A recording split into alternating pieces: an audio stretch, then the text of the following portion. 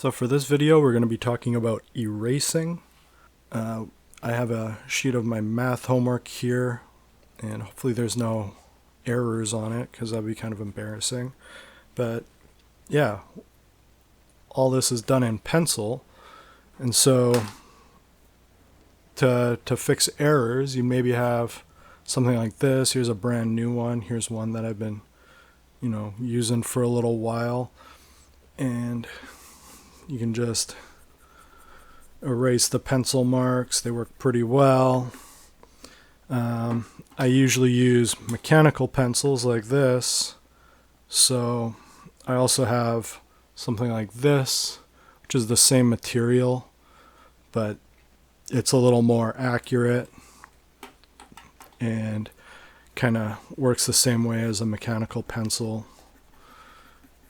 And then there's a little clicky thing here to retract or feed more eraser out as needed. And yeah, they work all right. But recently I was shown one of these, which is an electric eraser. This one's from the Brunning Company, and it's a 30-watt motor that just plugs straight into the mains, and then it spins the eraser tip around. Apparently these were invented in the early 1930s by Albert Dremel, who later went on to produce the line of rotary power tools. So, apparently this is where it started. And you might think, like, who needs to erase that much stuff that they would need an electric eraser to do it for them? And they apparently became very popular with drafting and architects, who I guess end up doing quite a bit of erasing and redrawing. But the other thing is, conceptually, probably because the actual materials of erasers was quite a bit different back in the 1930s. But by spinning the end really fast, you actually apply less pressure to the paper to get the same result. So you don't end up tearing the paper as much. So you click this button here and it turns on,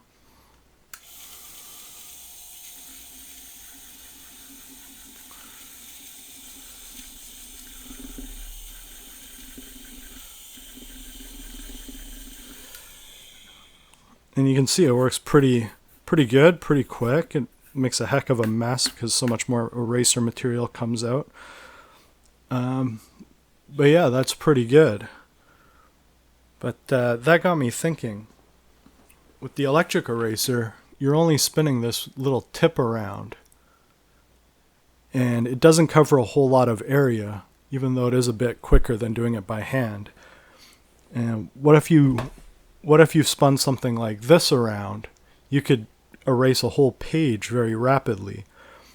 And it got me thinking, because paper comes from trees, so it's practically just a really thin piece of wood. And erasing is kind of like sanding that wood down to a new finish. So what I've done is attached a bunch of these to a sanding disc for an orbital sander, and I figures we can just wipe this whole page out really quickly. So I actually went over to my dad's house and borrowed this. And so it's kind of old and beat up, and it's throwing sawdust all over my apartment. But you can see here, this goes on like this. It's nice and attached there. And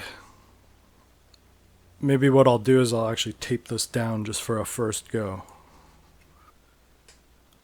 Okay, so it's all secured there to the cutting board, and I figures I'll just start it on the lowest speed setting here, and we'll see what happens.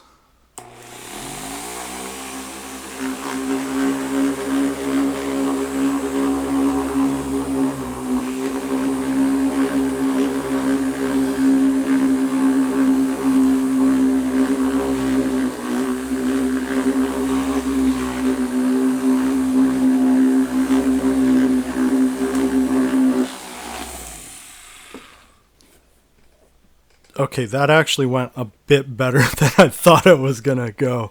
I figured it would have just actually thrashed the whole paper, but it didn't actually tear up the paper at all. Unfortunately, the glue let go on one of these, and it kind of went flying off at my feet there.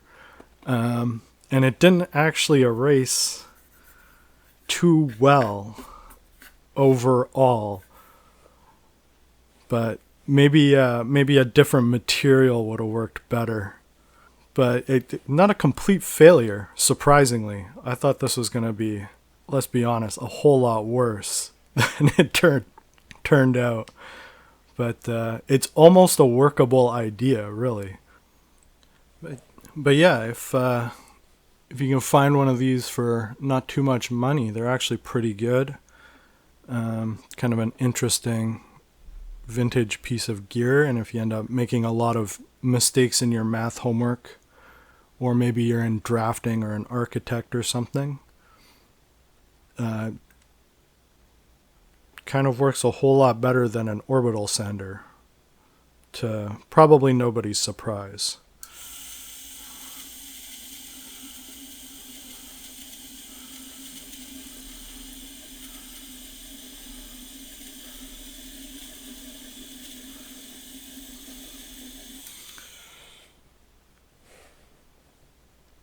Thank you for watching.